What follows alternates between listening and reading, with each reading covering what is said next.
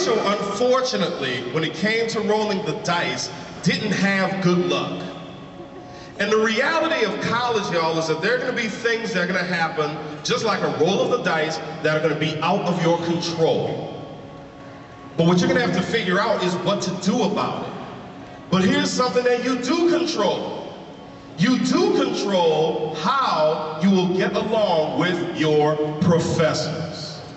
Now let me go ahead and get rid of one nasty rumor.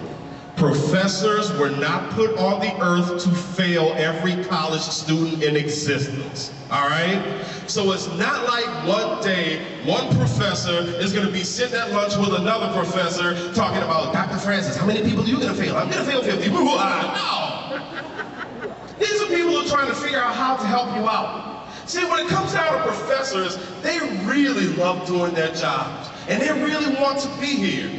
And so, when they are in the classroom with you and they're trying to give you this information, you want to stay tuned in. Now, let's say you fall behind a little bit and the professor says, hey, look, why don't you take advantage of my office hours?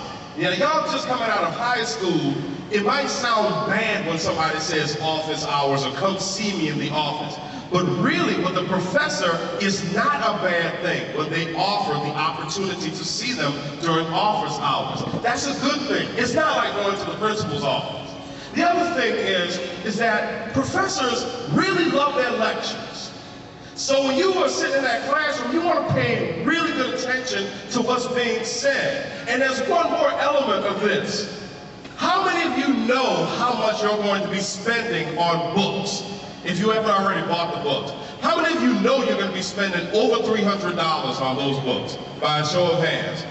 How many of you know, after pricing out your books, how many of you know you're going to be spending over $400? How many of you know you're going to be spending over $500? See, somebody's hand went higher on that one, all right? So let's stop right there, because that's depressing.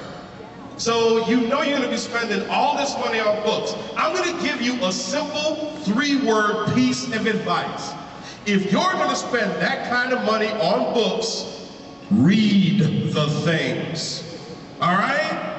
You're going to be spending all this money, you might as well read them. But you see, there are some people who think they're slick. There are some people who don't think it's very important to go to class. So what they're going to do is they're going to go to class the first day, and they're going to look at the syllabus, and they're going to have their books, and they're going to say, you know what, I don't have my first test for another 2 weeks, so you know what, I'm going to see you in 2 weeks, suckers. Ha! Peace, right? They don't come back to class, and when they do come back to class to take the exam, they mess up about 50% of the exam, which, by the way, is lecture material. So that's why you want to be in the classroom and you want to be active in there, and you definitely want to make sure that you follow what your professors are doing. Now there's a third choice, and it does relate to what's going on in the classroom. Believe it or not, there's a method that you can use to start studying effectively. And by the way, when it comes down to studying, it's all in how you do it. Because it's not about the quantity of study you do, right?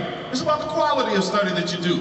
It's not about sitting there and just staring at a book for a couple of hours. It's about reading the information and getting it in there. It's not memorizing, it's taking it in. And just so that we are clear, cramming does not equal studying.